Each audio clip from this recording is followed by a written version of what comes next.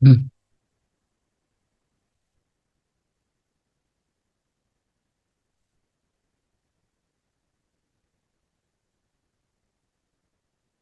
Oke, baik. Assalamualaikum warahmatullahi wabarakatuh. Selamat sore, salam sejahtera untuk kita semua. Terima kasih hari ini rekan-rekan kita pertemuan terakhir untuk mata kuliah Cyber Security Management. Namun karena di beberapa pertemuan sebelumnya itu banyak libur, jadi saya coba gabungkan dua materi hari ini. Kemudian nanti di akhir nanti akan saya sampaikan terkait materi untuk UAS teman-teman minggu depan ya. Saya berikan deadline, jadi kita sebelum presentasi kelas sore ini, nanti saya sampaikan materi dulu pertemuan hari ini. Oke, sebentar.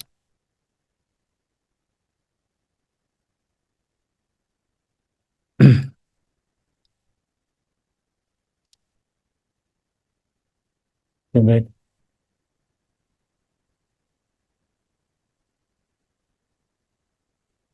Oke, saya izin share. Oke, baik. Terima kasih udah berkenan hadir tepat waktu untuk kegiatan perkuliahan kita, rekan-rekan semua.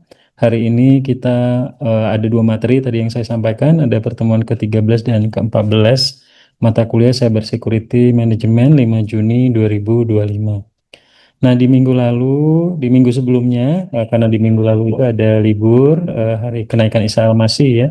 Jadi, saya melanjutkan di mana di minggu sebelumnya saya memberikan assignment kepada semua anggota kelas untuk mencari literasi dan menjelaskan dalam bentuk video di YouTube terkait 5 contoh aplikasi kecerdasan buatan dan jelaskan fungsi dari aplikasi tersebut dalam kehidupan nyata.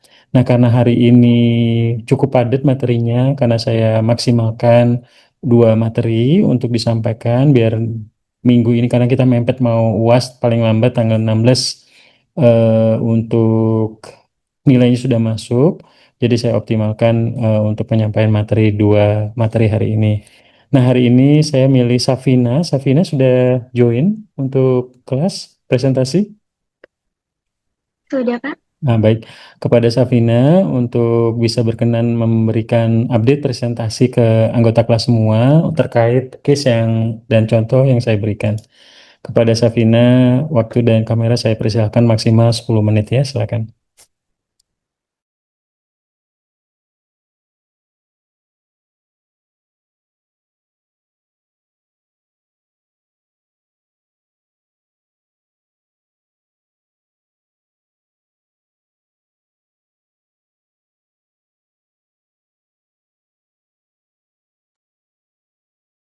Baiklah, Assalamualaikum warahmatullahi wabarakatuh. Yang terhormat dosen pengampu mata kuliah Cybersecurity Management, Bapak Bambang Purnomo SMM. Perkenalkan nama saya Safina Kazum dengan NIM C1D1230030. Dan saat ini saya akan mempresentasikan mengenai tugas 5 AI dan fungsinya di kehidupan sehari-hari. Untuk AI pertama, saya memilih Grammarly. Grammarly ini tuh adalah salah satu aplikasi AI yang membantu di kehidupan sehari-hari, terutama dalam hal menulis. Aplikasi itu menggunakan teknologi seperti Natural Language Processing dan Machine Learning untuk mengecek dan memperbaiki tulisan kita secara otomatis. Jadi, saat kita nulis dalam bahasa Inggris, baik itu email, tugas kuliah, atau bahkan caption media sosial, Grammarly itu akan memberi saran langsung kalau ada kesalahan tata bahasa, ejaan, atau struktur kalimat yang kurang tepat. Grammar itu juga nggak cuma ngasih tahu apa yang salah, tapi ngejelasin kenapa itu salah dan gimana cara memperbaikinya. Jadi kalau misal kita tuh pakai satu kata yang terlalu sering, jadi dia tuh bisa menyarankan variasi kata lain yang lebih tepat. Lalu untuk yang kedua, ada Replika. Replika itu adalah aplikasi AI berbasis chatbot yang bisa jadi teman virtual yang bisa diajak ngobrol kapan aja. Nah, menurut saya manfaat utamanya tuh ada di dua hal, yaitu bisa bantu mengurangi rasa kesepian dan bisa jadi tempat latihan komunikasi dalam berbahasa Inggris. Reply itu menggunakan teknologi seperti Natural Language Processing dan Machine Learning yang membuat percakapannya tuh terasa lebih alami. Jadi kita tuh bisa cerita apapun dan responnya tuh biasa cukup nyambung, walaupun kadang bisa aneh atau kurang tepat. Tapi secara keseluruhan banyak pengguna yang merasa lebih tenang setelah gunain aplikasi ini, apalagi saat lagi stres atau sedang butuh teman curhat. Beberapa penelitian yang saya baca tuh juga nunjukin kalau replika ini tuh bisa bantu orang membangun kepercayaan diri dalam berbicara bahasa Inggris karena kita tuh bisa latihan tanpa rasa takut akan dijudge. Bahkan di masa pandemi, aplikasi itu juga digunakan sebagai bentuk cyber counseling karena bisa diakses dari mana saja dan kapan saja. Lalu yang ketiga ada Siri. Siri itu merupakan salah satu contoh aplikasi yang ada di iPhone user atau perangkat Apple lainnya, Siri itu adalah asisten virtual yang bisa merespon perintah suara.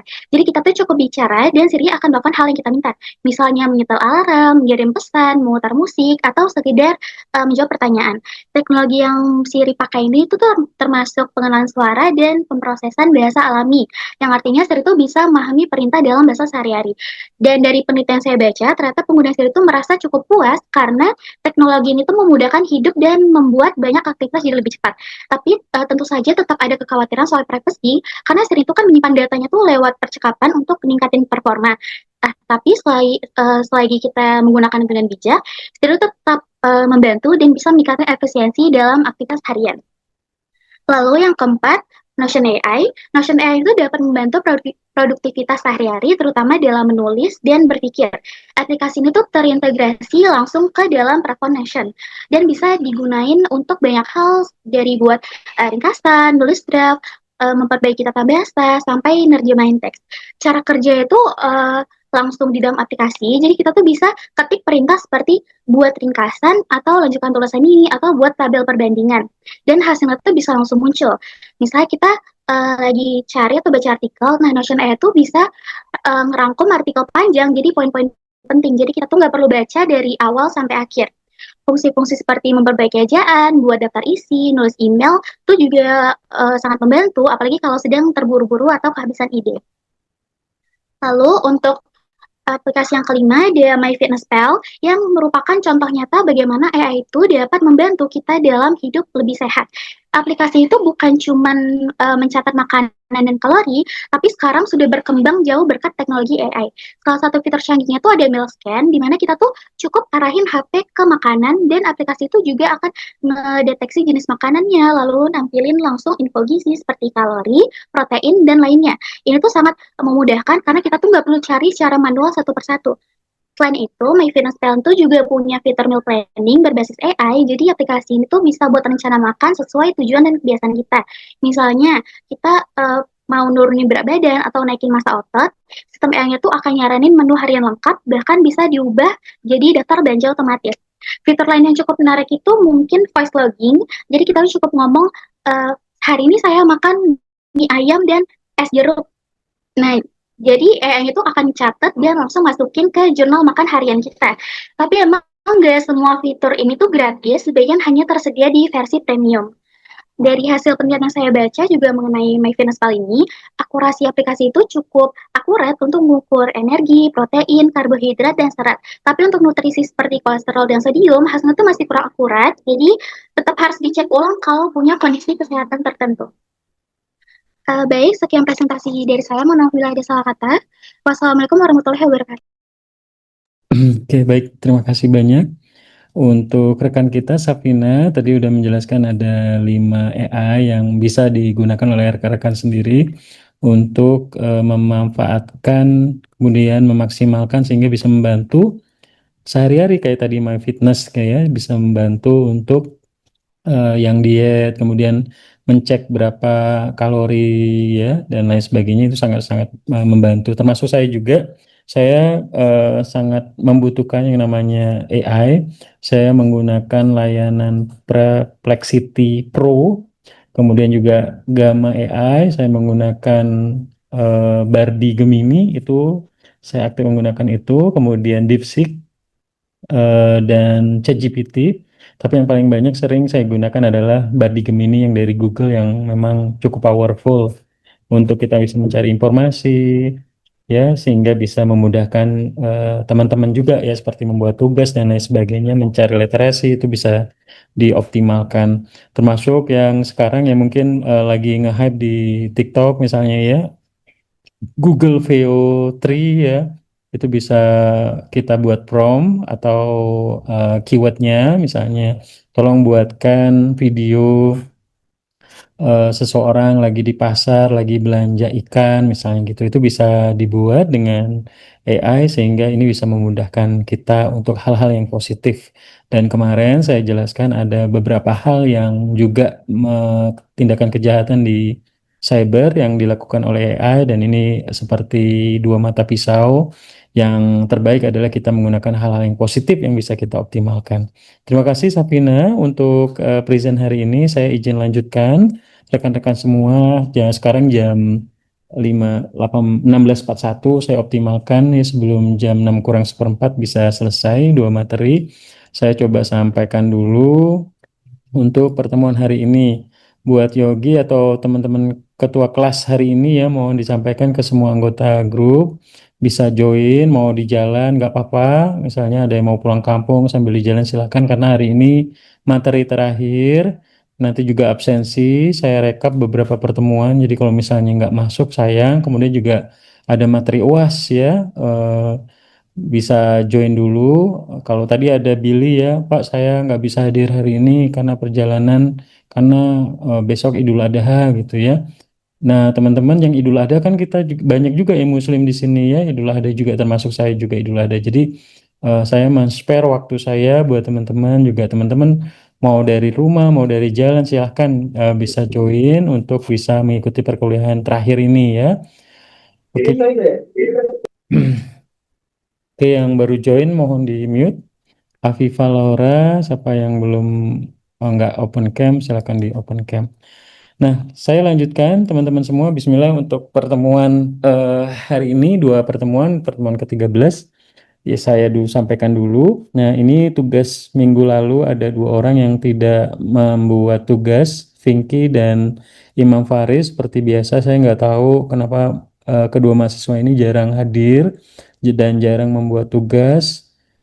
Dan Imam Faris juga expect saya harus hadir offline gitu ya, ketemu, sedangkan dia sendiri untuk membuat tugas harian pun juga jarang dibuat. Nah ini harus bisa jadi perbaikan buat teman-teman semua, buat kita ya kondisi saat ini pengangguran juga sangat banyak. Kalau kita nggak memperbaiki diri kita sendiri ya siapa yang akan memperbaiki ya. Kita harus bisa mengimprove kemampuan kita seperti yang saya sampaikan di pertemuan lain ya. Mungkin teman-teman ada yang mengambil mata kuliah strategik. Ya kalau kita nggak ngubah kita sendiri, ya yang ngubah siapa lagi gitu ya. Orang tua kita yang nggak tahu umurnya sampai kapan. Ya kalau misalnya kita nggak mandiri, kita nggak bisa memperbaiki skill yang kita miliki, ya kita nggak bisa bersaing nanti ke depannya. Saya sebagai dosen pengampu, sebagai dosen praktisi hanya memberi insight ya, mindset, pola pikir, sharing yang mungkin teman-teman nggak dapatkan dari dosen lain akademisi, karena saya dari profesional di praktisi yang tentunya bisa sedikit tahu mengenai industri saat ini, yang tentunya bisa dibutuhkan informasinya buat teman-teman nanti pada saat terjun ke dunia pekerjaan, ke dunia bisnis, karena juga saya seorang pebisnis juga, sehingga bisa tahu sulitnya kondisi ekonomi saat ini, apa yang harus disiapkan sehingga teman-teman nanti pada saat lulus kuliah nggak nganggur bertahun-tahun, langsung bisa kerja di BUMN, di perusahaan-perusahaan bonafit ataupun kerja di luar negeri dan lain sebagainya. Jadi please mohon bisa untuk dimengerti, saat ini harus benar-benar bisa improve biar kita bisa hidup yang nyaman nanti ke depannya ya. Pasti teman-teman semua pengen mimpinya pengen hidup nyaman kan nanti ya di ke depannya seperti itu. Oke, teman-teman semua, hari ini saya coba membahas mengenai masalah terkait risiko dan sistem keamanan dalam cyber security management, di mana sebelum saya masuk ini ada video yang bagus juga dari Kak Vina.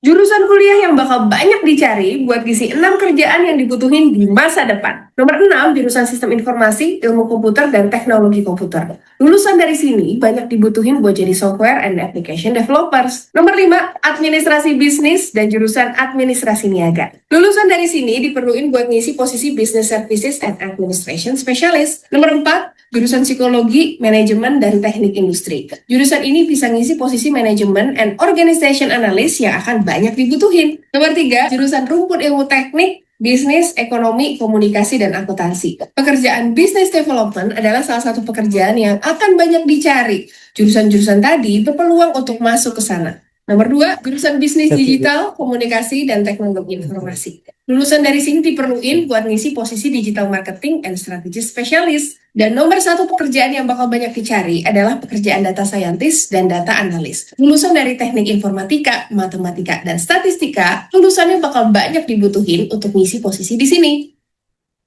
Oke, baik. Oke, teman-teman kita lanjutkan. Jadi dari video ini kita bisa melihat bahwa teman-teman kan sudah mengambil prodi digital, kemudian juga dari manajemen ya, Fakultas Ekonomi, di mana kedepannya itu memang teman-teman sangat dibutuhkan untuk bisa mengisi pekerjaan-pekerjaan di perusahaan-perusahaan besar, bonafit gitu ya. Nah, ini beberapa pekerjaan yang memang sangat dibutuhkan ya, spesialis big data, fintech, spesialisasi AI ya, machine learning, kemudian pengembangan perangkat ya, software engineer seperti itu, keamanan cyber, manajemen data, kendaraan otonom dan lain sebagainya. Dan saya pikir yang bisa dilakukan oleh teman-teman saat ini adalah tolong disiapkan skillsnya ya. Misalnya saat ini saya berada di semester 5. Yang harus saya siapkan, saya harus mengikuti sertifikasi digital, sertifikasi AI misalnya. Saya mau belajar coding ya, saat ini kita juga bisa belajar coding menggunakan AI dan lain sebagainya yang tentunya bisa bermanfaat buat kedepannya. Jadi kita masih punya waktu untuk kita siapkan. Teman-teman nanti pasti akan menyadari pada setelah lulus 5 tahun yang akan datang. Oh ya, dulu benar kata Pak Bambang, untung saya sudah menyiapkan pada saat kuliah, saya memperbaiki kemampuan bahasa Inggris saya improve skills komputer saya, nggak hanya cuman Office doang, tapi next level saya bisa desain, saya bisa menggunakan Corel, saya bisa menggunakan Adobe Premiere, Final Cut Pro, saya bisa menggunakan coding, pemrograman, saya bisa mengolah data mining, nggak cuma menggunakan Excel, tapi bisa menggunakan big data gitu ya, Power BI dan lain sebagainya, tentunya bisa memaksimalkan kemampuan teman-teman pada saat lulus langsung bisa di-hire oleh perusahaan-perusahaan bonafit dengan gaji yang besar seperti itu. Jadi mohon untuk disiapkan kemampuan-kemampuan yang teman-teman sukai, nggak harus teman-teman menguasai, saya jago desain, saya jago apapun. Kalau teman-teman suka coding, pemrograman, silakan. Even you are not from IT ya, tapi teman-teman bisa bisa latih sehingga bisa bisa kembangkan ya. Ingat ya, apa namanya, Michael Jordan itu bisa menjadi apa, pemain basket top dunia ya karena mereka latihan terus ya. Untuk menembak 3 point itu dia harus melatih 10.000 kali tembakan ya. Jadi kalau misalnya kita walaupun kita jurusan manajemen tapi kita berlatih terus, belajar coding, belajar desain, atau belajar digital marketing, ya, pengolahan data, big data, teman-teman bisa memanfaatkan kemampuannya sehingga pada saat nanti lulus itu bisa di-hire karena ini posisi pekerjaan-pekerjaan saat ini seperti di telco, ya, di banking industry, di FMCG, di Unilever, ataupun di perusahaan IT itu banyak dibutuhkan sehingga harapannya teman-teman nanti setelah lulus itu bisa langsung siap masuk ke dunia kerja ya seperti itu. Oke, saya lanjut. Nah, di dalam cyber security management itu dalam pengelolaan manajemen itu ada yang namanya manajemen risiko, di mana manajemen risiko ini harus bisa dijalankan oleh semua perusahaan dalam pengendalian, salah satunya adalah cyber security ya. Saat ini perusahaan-perusahaan multinasional, perusahaan nasional, BUMN, swasta yang cabangnya ada di seluruh penjuru negeri, misalnya di seluruh Indonesia yang beroperasi secara nasional, mereka terkoneksi dengan internet dan ternyata di internet ini banyak sekali kejahatan yang non fisik sehingga bisa merugikan perusahaan dalam bentuk materi ataupun non materi seperti reputasi perusahaan, kerugian materi misalnya si pelanggannya atau nasabahnya pindah ke pesaing seperti itu. Nah, untuk menghindari hal-hal yang terjadi, maka perusahaan akan melakukan yang namanya manajemen risiko. Nah, risiko ini adalah sesuatu yang terjadi yang dipengaruhi oleh faktor kemungkinan berupa ancaman terhadap beberapa kelemahan yang menghasilkan dampak ya. Contohnya serangan hacker ya ke sistem kita, ke server kita. Seperti beberapa tahun yang lalu Bank BSI misalnya kena ransomware. sehingga mengganggu operasional layanan nasabahnya sehingga berimpact pada reputasi perusahaan. Nah, ini juga menjadi contoh nyata bahwa pencegahan resiko ini harus dilakukan sehingga mencegah terjadinya hal-hal yang tidak diinginkan dan merugikan perusahaan. Kemudian sistem keamanan itu adalah semua tindakan yang dilakukan atau maupun aset yang digunakan untuk menjamin keamanan perusahaan. Jadi network security ini harus dimiliki oleh perusahaan, khususnya perusahaan-perusahaan yang bergerak senasional dan banyak cabangnya. Cuma kalau misalnya perusahaannya masih dalam bentuk usaha dagang, usaha kecil, perseorangan, dan misalnya hanya memiliki satu cabang yang mungkin tidak signifikan pengaruhnya terhadap operasional kalau dibandingin perusahaan yang besar. Namun kalau misalnya perusahaan sudah BUMN misalnya, kemudian perusahaan multinasional ya, mereka benar-benar harus memiliki network security yang dioptimalkan untuk menjamin keamanan perusahaan dari sisi perlindungan database perusahaan, sistem, website, jaringan, operasional karyawan, termasuk aplikasi interface pelanggan seperti misalnya di Bank BNI, BNI Wonder, BCA Mobile atau Bank Mandiri Livin gitu ya. Aplikasi My Telkomsel, coba seandainya kalau kena hack, pelanggan nggak bisa menggunakan layanan, pasti akan memberi impact pada reputasi perusahaan. Nah, manajemen risiko sendiri atau risk management adalah suatu pendekatan terstruktur di mana mengelola ketidakpastian yang berkaitan dengan ancaman ya. Kemudian aktivitas yang dilakukan baik itu mulai dari penilaian resiko, pengimbangan strategi untuk mengelola dan memitigasi resiko, dan menggunakan sumber daya yang dimiliki untuk mencegah terjadinya hal-hal yang tidak diinginkan ya. Jadi bagaimana dari sisi manajemen risiko ini kita mengelola resiko, kita memetakan yang pertama analisa risiko apa aja yang akan dihadapi dari sisi kejahatan cyber misalnya ya. Oh ternyata ada serangan dari ransomware, hack gitu ya, kemudian virus dan lain sebagainya, kemudian apa yang harus dilakukan, kemudian bagaimana cara monitoring, kemudian bagaimana melakukan evaluasi. Nah, inilah yang nama manajemen risiko yang harus dijalankan oleh perusahaan, khususnya di tim IT, untuk bisa mencegah terjadinya hal-hal yang tidak diinginkan dari kejahatan cyber. Nah, yang pertama tadi saya jelaskan ada identifikasi resiko. Kita mengidentifikasikan resiko-resiko apa aja yang muncul, yang kemungkinan muncul ke depannya ya. Kita harus update juga ya kejadian-kejadian yang terjadi di perusahaan-perusahaan lain ya, sehingga kita akan harus berhati-hati sehingga tidak terjadi hal yang tidak diinginkan. Resikonya apa aja yang muncul ya.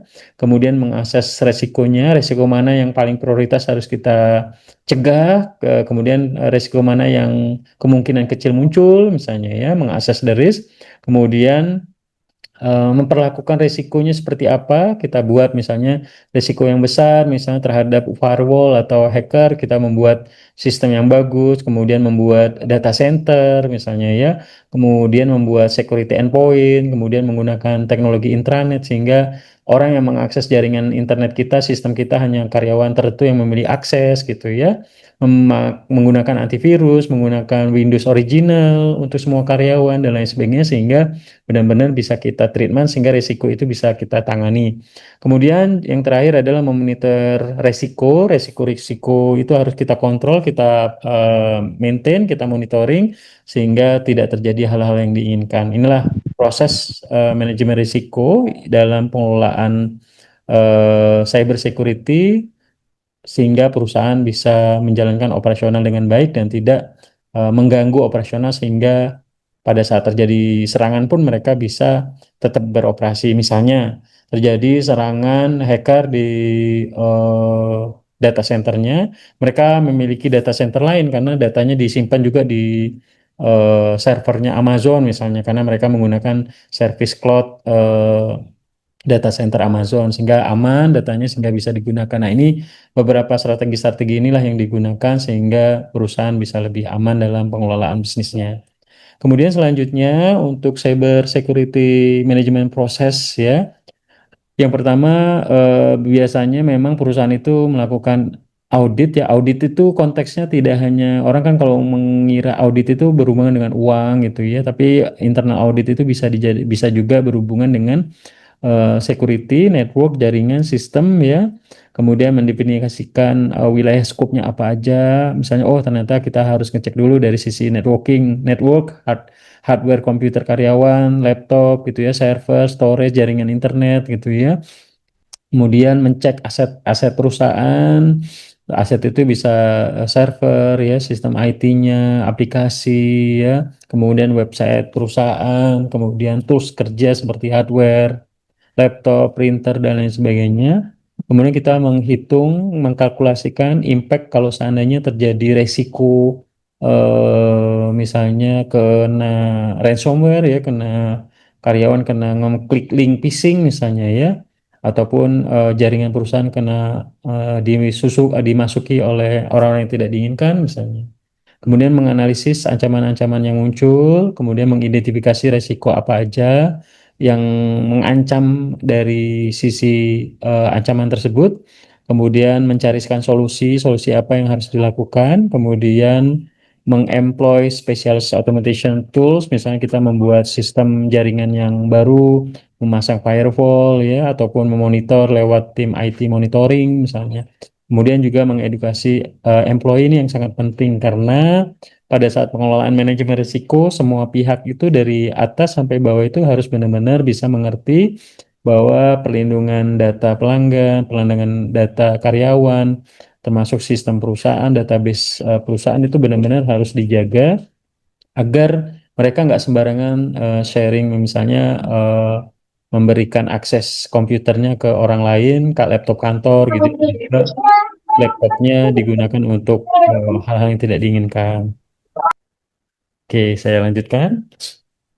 Ini beberapa klasifikasi risiko dari manajemen risiko untuk pengelolaan cyber security. Misalnya pertama dari sisi aspek hazard risk. Ini termasuk seperti fire, kebakaran, ya, flood, banjir, kemalingan. Misalnya Bank Jambi, saya selalu ngasih contoh, misalnya Bank Jambi di Telana ya, itu kantor pusatnya. Kemudian ada Bank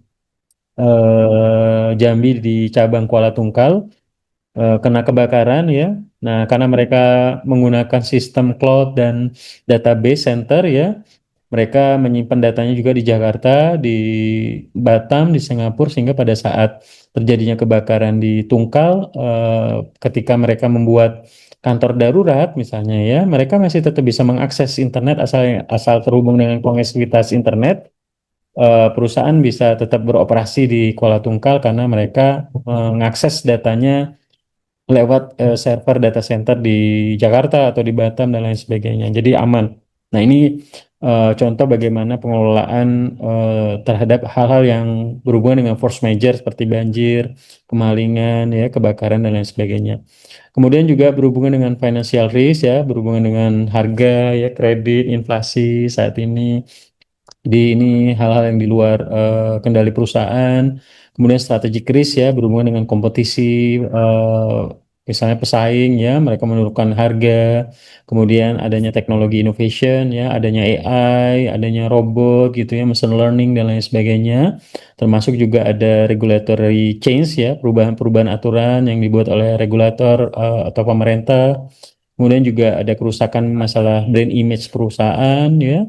Kemudian juga resiko operasional lain seperti kemampuan tim IT-nya, misalnya tim IT-nya masih belum kompeten, mereka bisa meng-hire tim IT dari pihak luar yang bisa memiliki kemampuan sehingga bisa membantu perusahaan dalam pengelolaan resiko dari sisi cyber. Kemudian bisnis operasi, kemudian ancaman-ancaman security dan lain sebagainya. Jadi ini gambaran beberapa klasifikasi dalam pengelolaan manajemen risiko. Kemudian selanjutnya beberapa ancaman yang dikaitkan dengan informasi dan data, because right now information and data is being big asset bagi perusahaan. Jadi informasi dan data ini adalah hal yang memang sangat penting ya. Kalau misalnya database perusahaan hilang, kemudian misalnya data-data pelanggan hilang, atau misalnya sistem perusahaan hilang, itu bisa menjadi petaka bagi perusahaan seperti itu. Oke, ada beberapa klasifikasi ancaman. Yang pertama, loss of confidentiality of information, di mana informasi data nasabah atau misalnya data pribadi pelanggan itu diperlihatkan ke orang-orang yang tidak berhak, ini bisa menjadi fraud ya. Kemudian loss of integrity of information, loss of integrity of information, yang informasinya tidak lengkap, tidak sesuai aslinya dan telah dimodifikasi. Artinya data-data perusahaan itu dimodifikasi sehingga tidak otentik, tidak sesuai dengan aslinya sehingga bisa merugikan perusahaan. Kemudian klasifikasi ancaman lain yaitu loss of availability of information, jadi informasinya tiba-tiba hilang, tidak tersedia, misalnya seperti yang terjadi kena ransomware, tiba-tiba datanya terlock, tidak bisa diakses seperti itu. Kemudian selanjutnya ada loss of authentication of information, di mana informasi tidak benar atau tidak sesuai dengan fakta dan sumbernya tidak jelas ya. Jadi ini beberapa klasifikasi terhadap ancaman ya, risiko dari pengelolaan informasi dan data yang mungkin bisa menjadi serangan cyber sehingga mereka ingin mendapatkan misalnya tebusan, misalnya seperti itu. Kemudian analisis resiko ini inti poin penting kenapa kita mempelajari manajemen risiko, analisis risiko dalam pengelolaan cyber security di bisnis atau di perusahaan adalah mencegah lebih baik daripada memperbaiki. Karena ketika itu sudah terjadi, maka yang pertama reputasi perusahaan, kemudian karyawan bisa rush, nasabah bisa rush ya, mereka misalnya ya terjadi masalah di Bank Jambi misalnya contohnya atau di Bank BSI kena ransomware servernya ya itu pasti nasabah bingung mereka mau narik data ke ATM ngambil uang ke ATM nggak bisa kemudian ke bank juga belum bisa melayani dan ini tentunya bisa menjadi hal yang buruk ya bagi reputasi perusahaan. Jadi hal yang terbaik adalah kita harus bisa memperbaiki mencegah terjadinya sesuatu yang tidak diinginkan dengan mengklasifikasi resiko-resiko yang akan muncul, menemukan, menganalisis, dan mencegah membuat aktiviti-aktiviti yang harus kita lakukan sehingga resiko yang akan muncul nanti ke depannya itu bisa kita minimalisasi seperti itu. Nah, kenapa kita perlu melakukan analisis resiko? Yang pertama, memberikan gambaran terkait biaya pelindungan keamanan, kemudian juga mendukung proses pengambilan keputusan ya. Jadi perusahaan ketika mengambil kebijakan keputusan khususnya dari business owner atau dari pengambil kebijakan seperti CEO atau direksi, mereka akan bisa menilai ya, oh resiko ini sangat besar, kita harus berinvestasi ke tim IT untuk masalah network security misalnya. Kemudian membantu perusahaan untuk fokus pada penyediaan sumber daya keamanan ya, bukan keamanan securities di luar aja menjaga gedung tapi juga keamanan jaringan gitu ya. Kemudian menentukan aset tambahan orang ya, hardware ya, software ya, infrastruktur layanan ya. Jadi juga kita bisa harus keep it up ya, menjaga people SDM kita, hardware, software, infrastruktur layanan IT sehingga bisa menjaga operasional bisnis. Kemudian juga memperkirakan aset mana yang rawan terhadap ancaman, ya misalnya server, kemudian sistem, database, kemudian juga keamanan jaringan internet perusahaan gitu ya.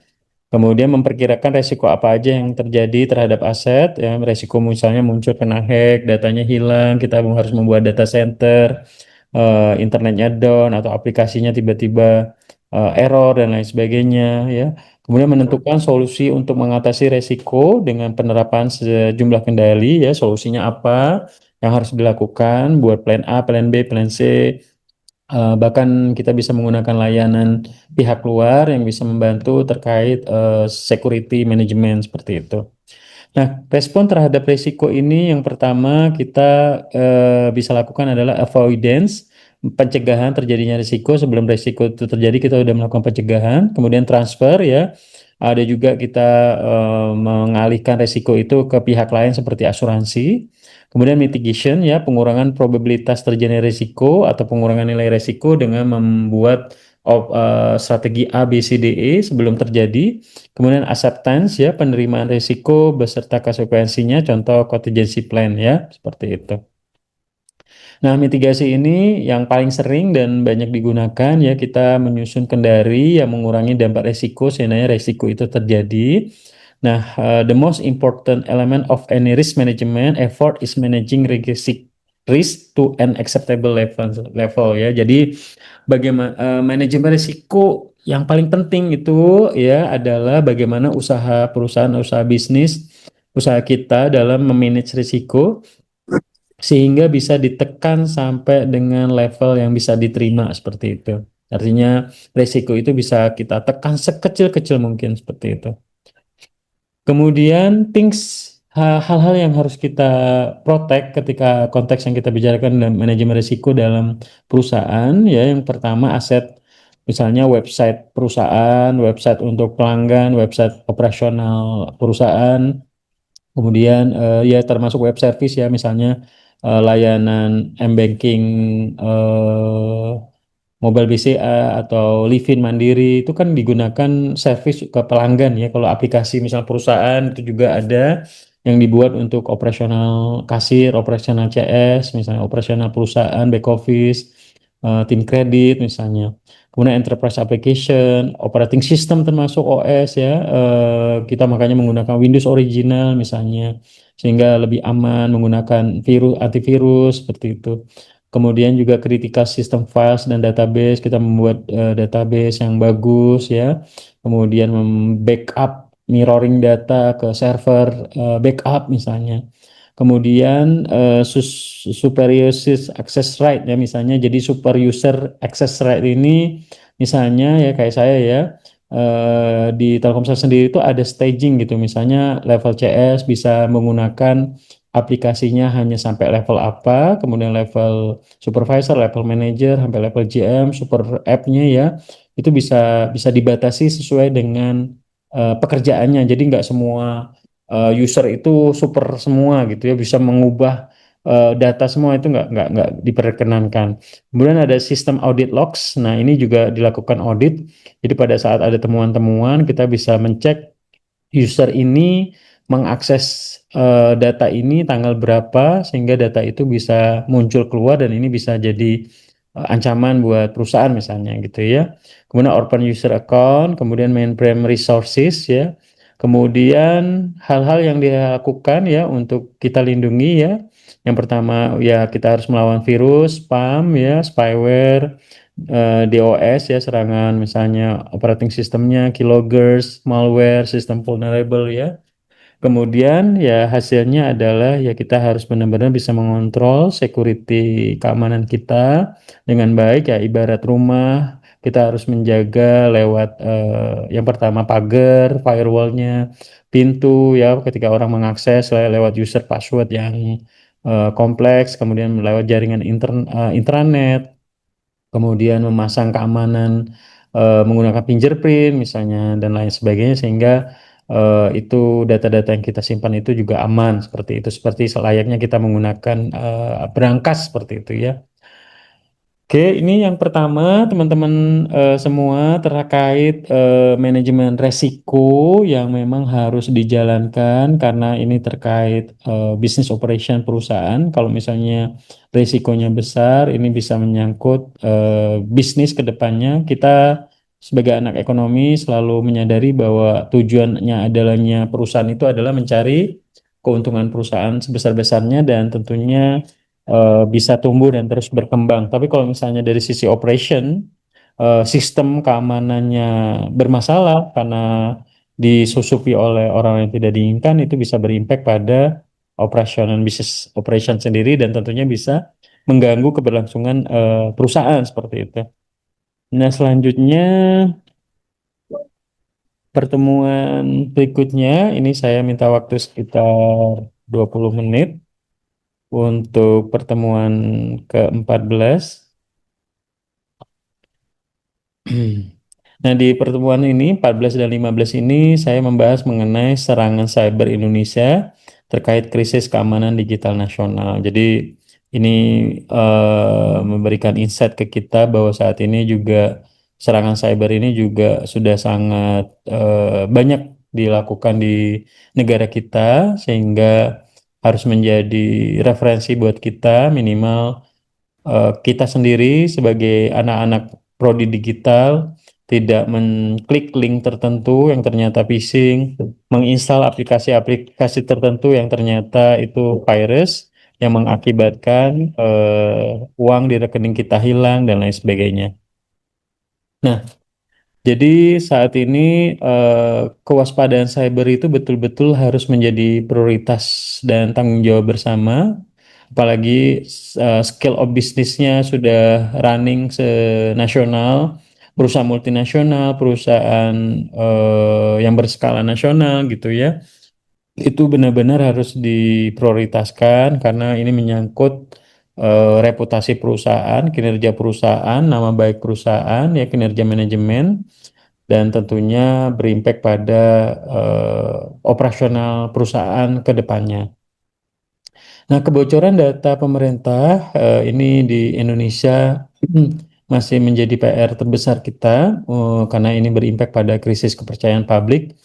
Yang pertama, beberapa waktu yang lalu ada ransomware yang melumpuhkan sistem pusat data nasional (PDN) tahun 2024, di mana orang antrian membuat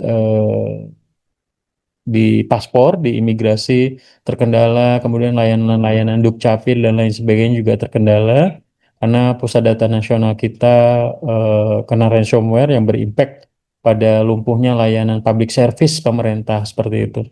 Kemudian Peduli Lindungi 2021, di mana aplikasi penanganan COVID ini mengalami kebocoran data, di mana data-data orang yang mengisi data pelindung lindungi itu bocor dan diperjualbelikan di market gelap ya seperti itu. Kemudian data ASN 2024 ya, jutaan data PNS bocor dan dijual di dark web. Nah, ini juga jadi PR terbesar kita bahwa masih banyak yang harus kita perbaiki terkait krisis kebocoran data, kemudian serangan-serangan cyber, dan yang terakhir adalah wajib pajak 2024, di mana informasi NPWP jutaan wajib pajak di Indonesia dibocorkan oleh peretas ya. Berarti memang sistem keamanan kita dari sisi government ya, ini bisa menjadi PR bahwa kebocoran data ini menjadi masalah serius terhadap perlindungan data pelanggan.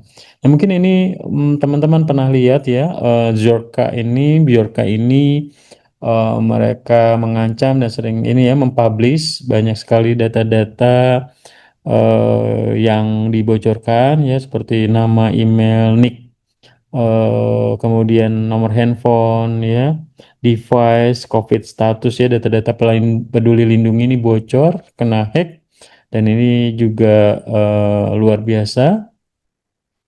Nah, dampak kebocoran data nasional yang pasti ini bisa menjadi ancaman keamanan nasional ya, mengganggu operasional layanan public service ya, kerentanan terhadap infrastruktur vital negara karena data itu juga sangat penting bagi pemerintah untuk pengelolaan misalnya database penduduk ya, data-data penting lainnya.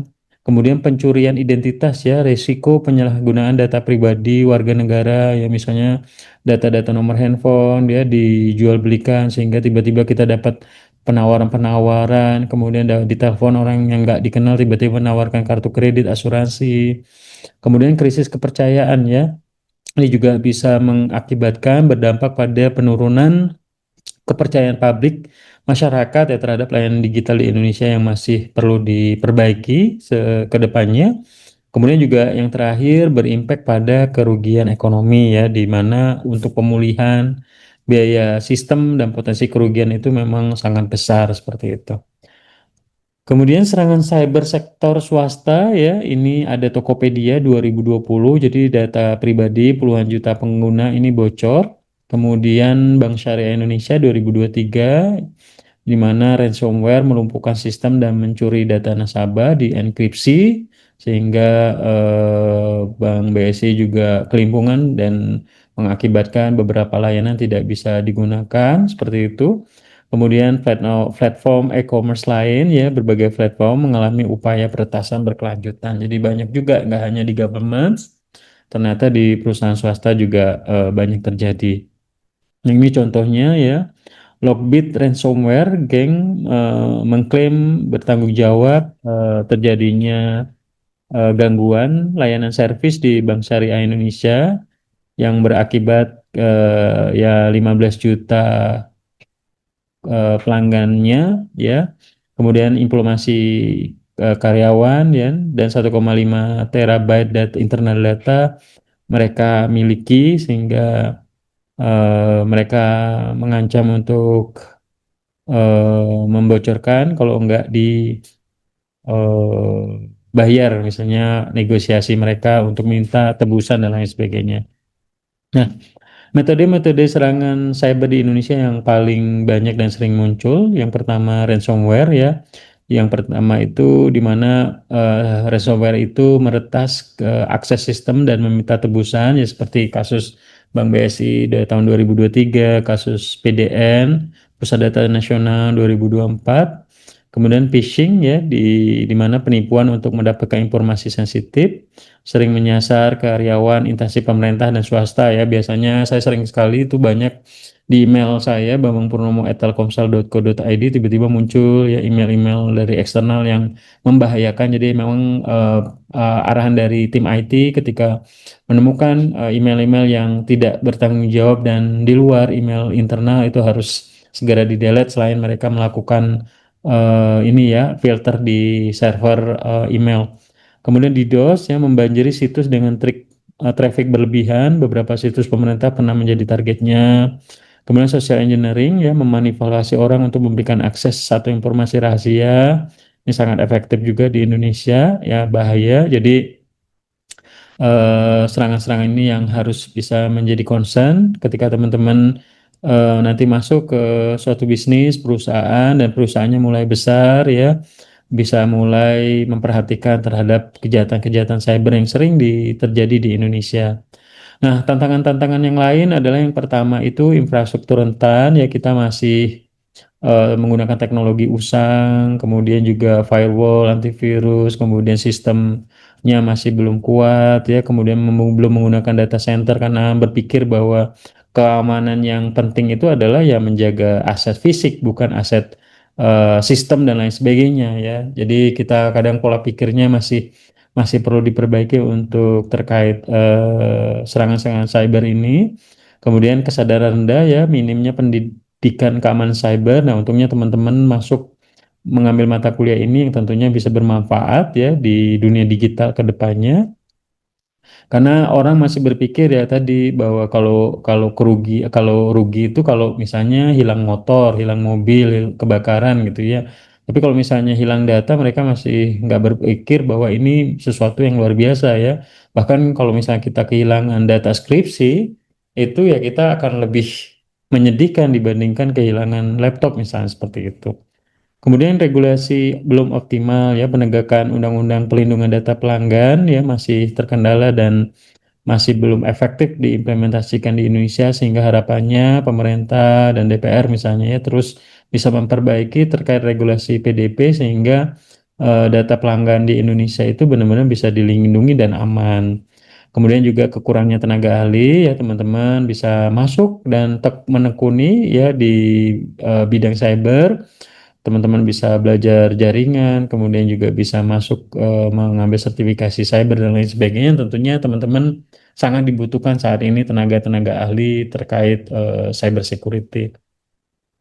Nah, rekomendasinya untuk bagaimana kita penguatan dari sisi cyber security, yang pertama investasi infrastruktur, memang investasinya sangat besar. Kita meng-hire pihak ketiga misalnya untuk membantu dari sisi data center, kemudian tim untuk security engineer seperti itu, tentunya juga anggaran sangat besar. Kemudian edukasi menyeluruh ke semua instansi government, swasta, BUMN, kemudian perusahaan ya untuk bisa penting untuk bisa menjalankan keamanan cyber ke masyarakat. Kemudian kolaborasi multi pihak, kerjasama antara government sebagai regulator ya, swasta, akademisi untuk membangun ekosistem keamanan cyber nasional itu juga benar-benar harus dilakukan. Dan yang terakhir, penguatan regulasi Undang-Undang Pelindungan Data Pelanggan PDP itu juga bisa dijalankan, dibuat dengan sebaik mungkin dan dijalankan oleh pihak polisi, misalnya government ya, sehingga semua kejahatan-kejahatan digital itu bisa ditindak, di follow up dan dilindungi masyarakat dari kejahatan-kejahatan ini. Nah, kita sadari dari 285 juta penduduk Indonesia saat ini, Yang menggunakan mobile seluler itu ada 356 juta. Kenapa Pak banyak ya? Kita harus sadar bahwa saat ini ada yang namanya mobile tracking, ada yang namanya mesin edisi. Jadi jumlah mobile seluler itu pengguna SIM card di Indonesia itu udah luar biasa banyak, 356 juta. Kemudian orang yang menggunakan internet itu ada 212 juta. Artinya orang Indonesia ini sudah melek ya, sudah menggunakan WhatsApp, media sosial, menggunakan internet untuk tugas, kuliah, bekerja, termasuk saya ya, menggunakan Zoom untuk mengajar mahasiswa, menggunakan Google Sheet misalnya untuk merangkum tugas teman-teman, absensi dan lain sebagainya.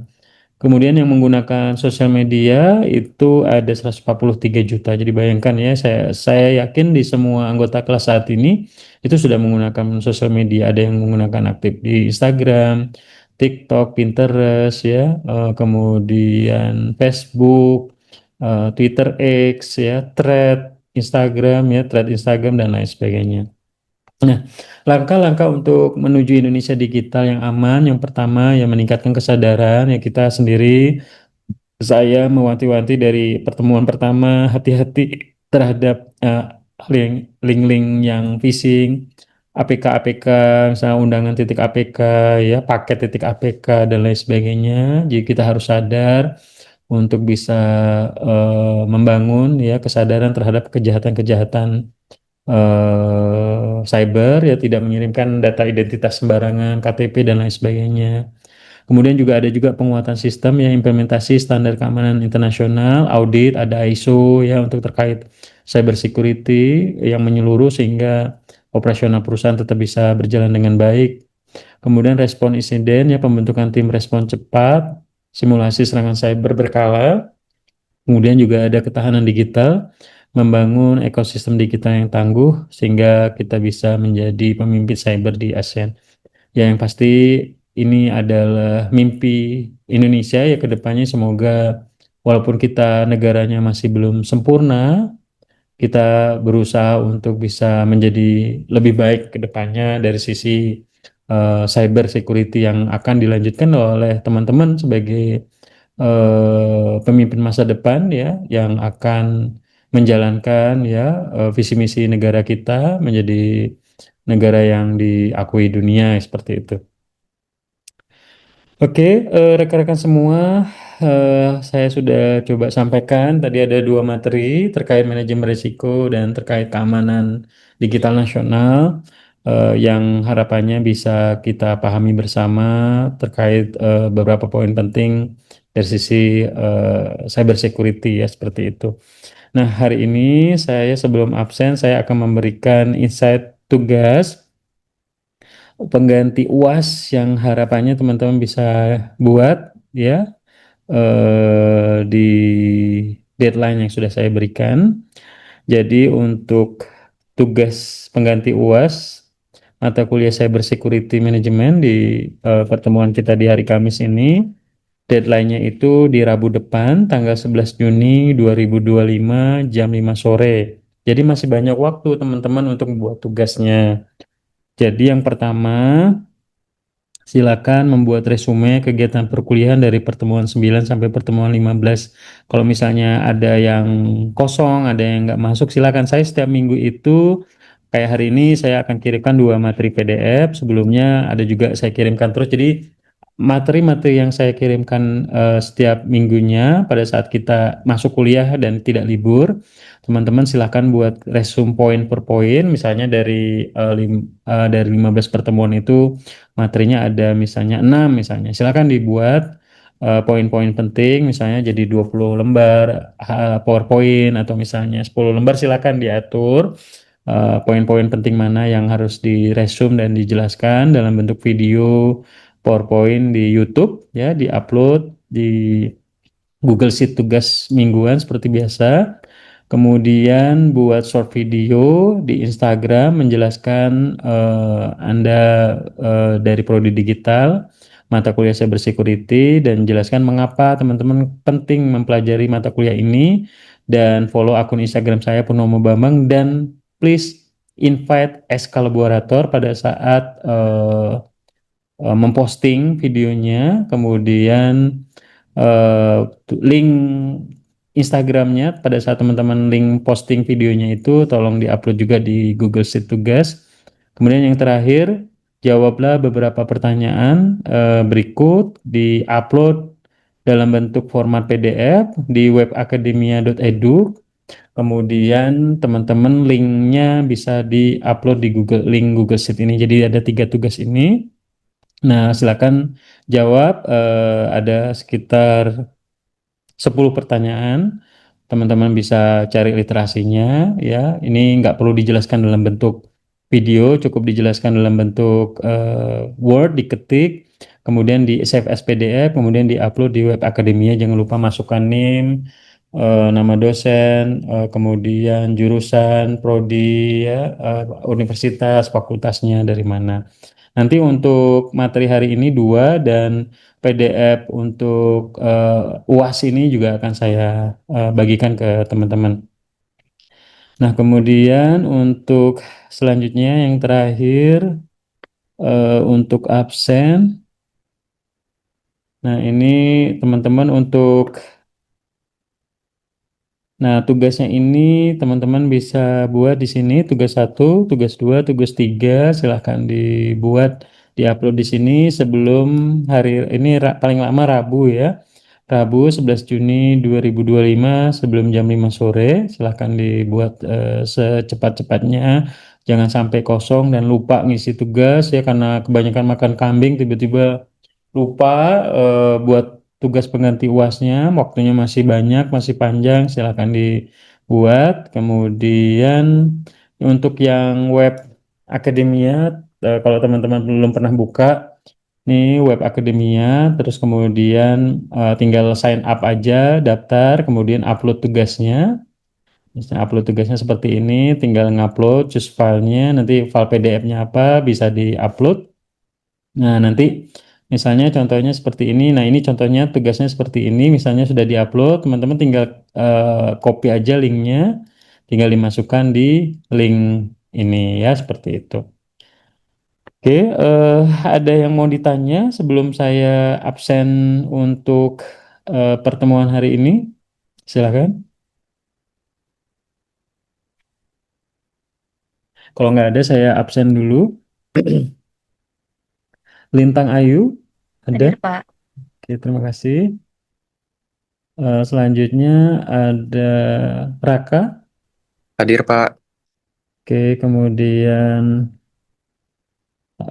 selanjutnya, bentar ya, ini saya untuk absennya pas yang membuat tugas.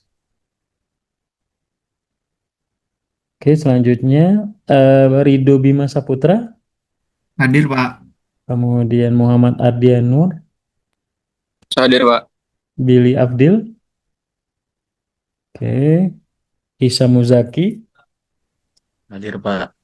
oke, Safina Reva, Hadir, Pak. Cindy Ramadhani, Hadir, Pak. Putri Wayuni, Hadir, Pak. Aldila Arif, Hadir, Pak. Vinky, oke, sorry Alfa, oke.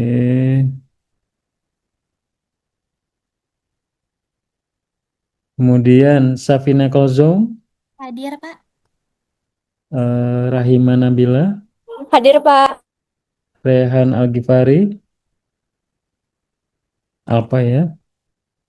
Gilbert Immanuel. Hadir, Pak. Hadir, Pak. Siapa yang hadir tadi? Rehan. Rehan atau Gilbert ini? Raihan Algifari hadir, Pak. Oke, Gilbert ada ya tadi ya suaranya ya. Ada, Pak. Ada. Oke, thank you Gilbert. Oriza Sativa. Hadir, Pak. Oke, Ardi Ramadan. Hadir, Pak. Kemudian Azahra Aurela. Hadir, Pak. Mario Pak, Immanuel. izin, Pak. Raihan Algifari hadir, Pak. Siapa? Vario hadir, Pak. Siapa? Aryo. Siapa namanya? Maaf. Raihan Algifari, Pak. Oh ya, ya, sorry. Yang Oke. Zaki Falah. hadir, Pak. Zaki hadir, Pak. Ade Silviana, Ade apa? Hadir, Pak. Oke. Kemudian Nur Hayati. Hadir, Pak. Oke, terus Ilham Perdana, Hadir, Pak. Saria, Hadir, Pak. Adalah yang gue Bayu Seprilia, Hadir, Pak. Afifa, Bayu. Afifa, Hadir, Pak. Nanda, Hadir, Pak. Ahmad Yogi, Hadir, Pak. Agung, Hadir, Pak. Cleopatra, hadir, Pak. Imam Faris. Ada. Oke, kemudian Sabrina Balkis, Hadir, Pak. kemudian Zihan, Jihan hadir, Pak. Nanda Gita. Hadir.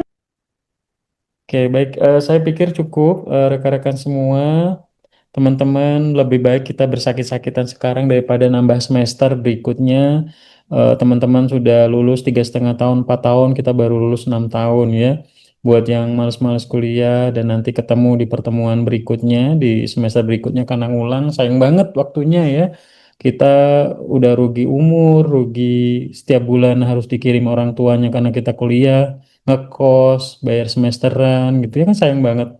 Kita bisa gunakan untuk menjadi pebisnis, buka usaha, atau bisa cari kerjaan. Malah kita lulusnya 7 tahun, itu kan sayang banget. Jadi please banggakan kedua orang tua. Lebih baik kita kerja keras sekarang, tapi nanti di kemudian hari kita berkecukupan, hidup nyaman ya, daripada nanti kesulitan ya. Kita teman-teman sudah pada mapan, kita malah ya ini agak sulit gitu ya.